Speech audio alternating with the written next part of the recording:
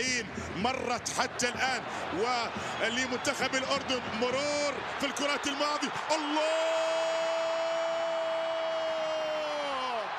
يا لجمال الأردن، يا لجمال الأردن والمنتخب الأردني، يا لجمال النشامة.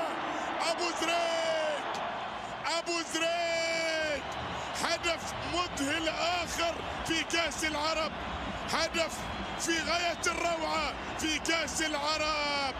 أبو زريق جاء من بعيد وسجل بهذه اللوحة الفنية الراقية جدا. المرور بعد ذلك عينك على القدم اليسرى عندما